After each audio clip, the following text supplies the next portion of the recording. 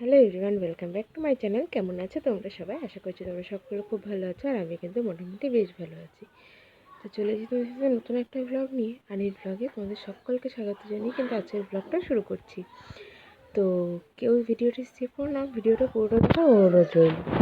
তো দেখো, ঘুম থেকে উঠতেই ফার্স্টে কিন্তু রান্নাঘর আজকে চলে এসেছি। আমি আজ গোপালের ঘরে যাইনি, কারণ আমার ঘুম থেকে উঠতে বেশ অনেকটাই লেট হয়ে গেছে, যার কারণে আমার শ্বশুরমশাই তাই গোপালকে তুলে দিয়েছেন।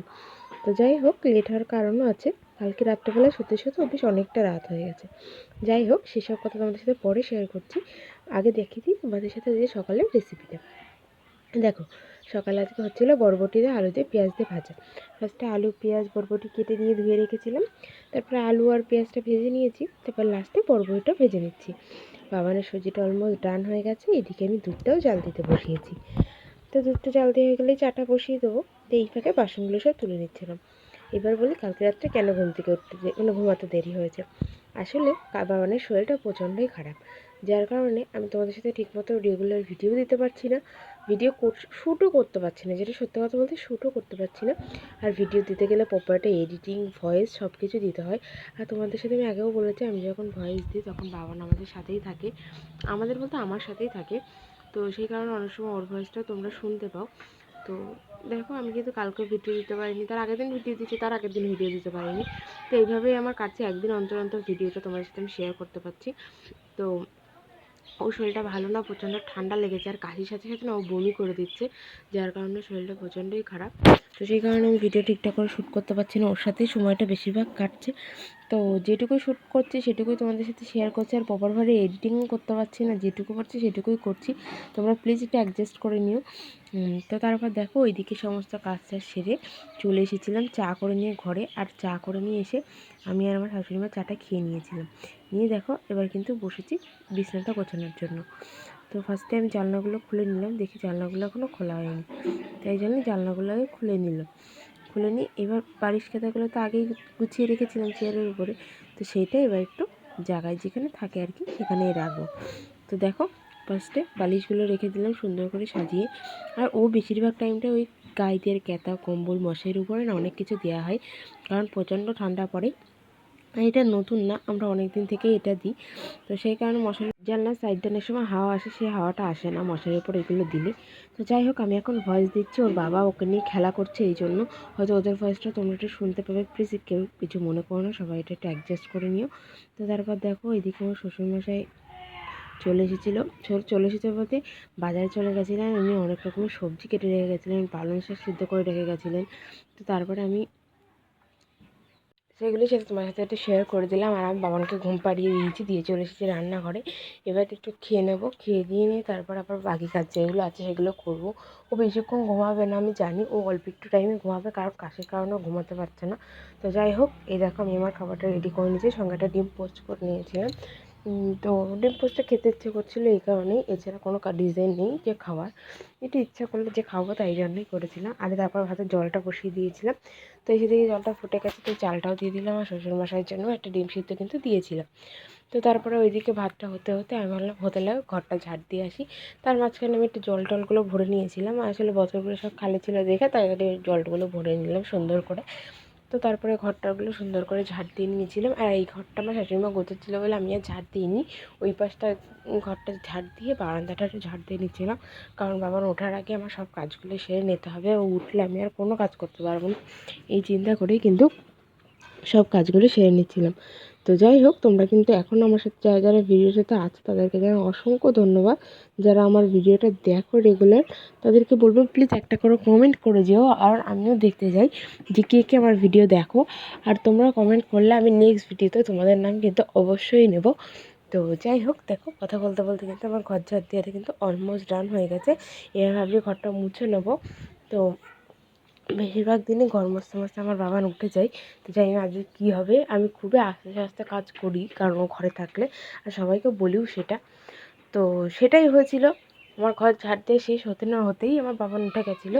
আর তখন আমি ওকে শাশুড়ি মায়ের কাছে দিয়ে বলছি আমি ঘরটা কমপ্লিট করে আসি মুছে, নাহলে অনেকটা লেট হয়ে যাবে, এদিকের কাজের তখন এতটা প্রেশার পড়ে যাবে যে ঘরটা মোছার আর সময় পাবো না। তো যেমন কথা তেমন কাজ, দেখো চলে এসেছি ঘরটা মুছতে, সুন্দর করে কিন্তু ঘরটা মুছে নিচ্ছিলাম।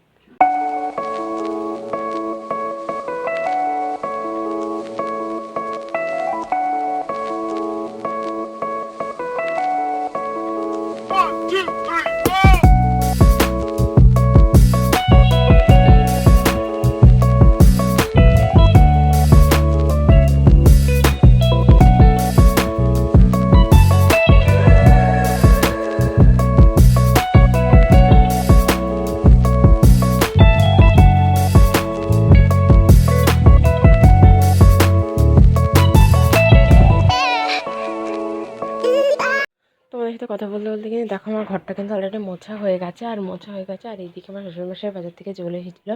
তারপর বাবানকে আমি একটু কোলে নিয়ে এইদিকে আমার শাশুড়ি মা দেখো এই মাছ এনেছিলো, কাটা মাছ, সেই আঁশগুলোই সারাচ্ছে।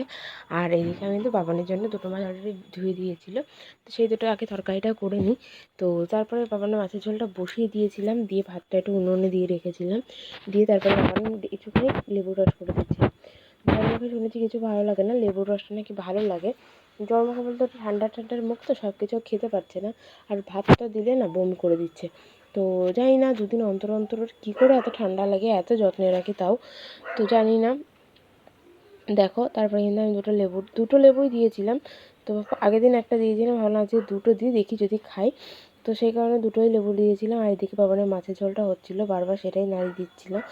তো তারপর দেখো বাবানের লেবুর রস হয়ে গেলে আমি বাবানকে খাইয়ে দিয়েছিলাম, দিয়ে চান টান করে ওকে ভাতও দিয়ে খাইয়ে দিয়েছিলাম অল্প করে, কিন্তু খাওয়াতে গিয়েও ও বমি করে দেয়। তারপর লাস্টে যেটুকু ছিল সেটুকু অনেক ভুলিয়ে ভালিয়ে তারপর ওকে খাইয়েছি। তো তারপর ওকে শাশুড়ি মায়ের কাছে দিয়েছিলাম, দিয়ে বললাম মা তুমি ওকে ধরো, আমি এদিকের কাজগুলো এবার সেরে আসি। তো তারপরে ওইদিকে জামা কাপড়গুলো আমি একটু গুছিয়ে নিয়েছিলাম, তুলে নিয়েছিলাম অনেকক্ষণ আগে, কিন্তু গোছানো হয়নি, তো সেগুলো আমি একটু গুছিয়ে নিচ্ছিলাম। আর ওইদিকে বাসন টাসন মেজে রান্নাঘর পরিষ্কার করে রান্নাঘর মুছে সব কিছু কমপ্লিট করে এসেছি, শুধু এবার উঠোনটা ঝাড় দেওয়াই বাকি। তো চলো এবার এই জামা কাপড়গুলো গুছিয়ে নিয়ে উঠোনটা ঝাড় দেবো, দিলে কিন্তু আমার কাজ মোটামুটির মতো এখানে স্টপ হবে। তো তারপর বাবানকে এসে নিতে হবে, তারপর ওর খেয়াল রাখতে হবে, এই হচ্ছে ব্যাপার। এই টুকিটাকি কিছু কাজ থাকবে। তো এই রেগুলার ভিডিও তোমাদের সাথে শেয়ার করে আশা করি, আমি না কোনো ইন্টেনশন নিয়ে কোনো ভিডিও শেয়ার করি না, আমার ভালো লাগে তোমাদের সাথে কিছু শেয়ার করতে, তোমাদের সাথে কথা বলতে, তো সেই কারণেই কিন্তু আমি ভিডিওটা শেয়ার করি। তো অনেকে আছে, আর আমি যেটা করি আমি সেটাই শেয়ার করি, কিছু বাড়িয়ে তোমাদের সাথে দেখাই না, বা কিছু অতিরিক্ত করেও তোমাদের সাথে শেয়ার করি না, যেটা আমার ভালো লাগে না আর কি, যেটা না আমি এটা করবো বা একটু বড়লোকি ভাব দেখাবো সেরকম না। আমি মধ্যবিত্ত ঘরের বউ এবং মধ্যবিত্ত ঘরেরই মেয়ে, তো যেটুকু করি সেটুকু প্রপারভাবেই শেয়ার করি, কোনো বাড়তি কিছু করে তোমাদের সাথে কিন্তু শেয়ার করি না। তো যাই হোক, তারপর দেখো জামাকাপড়গুলো ভাঁজ করে চলে এসেছিলাম উঠোনটা ঝাড় দিতে। আর ওইদিকে আমার বাবানের সাথে কিন্তু ওই দেখো আমার শাশুড়ি মা কিন্তু ওর সাথে অলরেডি ঘুরে বেড়াচ্ছে, আর ও শুধু আমার শাশুড়ি মাকে দৌড় করিয়ে নিয়ে বেড়ায়, দেখো কেমন করে দৌড়াচ্ছে, মনে হচ্ছে তো মুস্তাদ। তো ওরকম সারাদিন সবসময় ওরকমভাবেই দৌড়াতে থাকে, এক মুহূর্ত এক জায়গায় বসে না, কেউ বুঝবে না ওর শরীরটা খারাপ, ও সব সময় প্রায় ছটপটে থাকে আর কি। তো যাই হোক, তারপরে দেখো কথা বলতে বলতে কিন্তু আমার উঠোনটা ঝাড় দেওয়া হয়ে গেছে। তারপরে যেসব টুকটাক বাসনগুলো ছিল আরও পরে সেগুলো মেজে টেজে আমি চান করে চলে এসেছি, আর এসে পর ওকে নিয়েছি, চুলটাও আসায়নি, সিঁদুরটাও পরতে পারিনি। তো যাই হোক, দেখো এখন কটা বাজে, প্রায় 2:30 বাজতে চললো। তো তারপরে ওকে খাইয়ে দাইয়ে দিয়েছিলাম, একটু ওই একটা পিসি ক্যাডবেরি দিয়েছিলো, সেই ক্যাডবেরিটা একটু খাইয়েছিলাম, ও খেতে যাচ্ছিলো তাই। তো তারপরে ওকে কাকিমা একটু নিয়ে গেছিলো, তারপর আমরা খেতে গেছিলাম। এদিকে বেগুন দিয়ে, আলু দিয়ে, কাঁচকলা দিয়ে মাছ রান্না হয়েছে, আর পালং শাক, তো এই দুটোই রান্না হয়েছিল। তারপর চলে এসেছিলাম ওকে নিয়ে ঘরে, আর দেখো এখন কটা বাজে, প্রায় 3:15 বাজে। তো তখন ওকে একাই দুধের বোতলটা দিয়ে দিয়েছিলাম, আর ও একাই খেতে পারে এখন, কোনো জ্বালাতন করে না আমার বাচ্চাটা। তো দেখো কি সুন্দর একা বোতলটা ধরে খাচ্ছে, কত বড় হয়ে গেছে মনে হচ্ছে। তো আমরা না দুপুরবেলা মশারিটা টানিয়ে শুই, নাহলে না প্রচণ্ড প্রবলেম হয়, প্রচণ্ড মশা, আর আমি ধূপকাঠি বা গুড নাইট এগুলো অ্যালাউ করি না, ওর জন্য, ওর হেলথের জন্য আর কি। তো তারপরে আমরা একটু ঘুমিয়ে নিয়েছিলাম, ঘুম থেকে উঠে দেখি সন্ধ্যা লেগে গেছে, আর আমার শাশুড়িমা পুজো দিচ্ছিলেন। তারপরে আমি চাটা করতে গেছিলাম, দুধ জাল দিয়ে নিয়েছিলাম। তো তারপরে চাটা করে নিয়ে আগে রুটি রেখে এসেছিলাম ঘরে, সকালের কিছু রুটি ছিল সেটা ঘরে রেখে এসেছিলাম। আসলে আমরা না সকালের রুটি থাকলে রেখে দিই, সন্ধ্যাবেলা চার সাথে খেয়ে নিই। তো যাই হোক, তারপর দেখো চা কিন্তু আমি বসিয়ে দিয়েছি, আর চা প্রায় হয়ে গেছে, দুধ জাল দিয়ে আমার কমপ্লিট। তো তারপরে চাটা করে নিয়ে ঘরে চলে গেছিলাম, আর আমার বাবা না এখনও ঘুমাচ্ছিল। তো এই ছিল আজকে সারাদিনের ব্লগটা কেমন লাগলো অবশ্যই কমেন্ট বক্সে কমেন্ট করে জানিও, যদি ভালো লেগে থাকে প্লিজ একটা like, comment, share and subscribe করে দিও। দেখা হবে নেক্সট কোনো একটা ব্লগে, ততক্ষণ সবাই ভালো থেকো, সুস্থ থেকো, টাটা।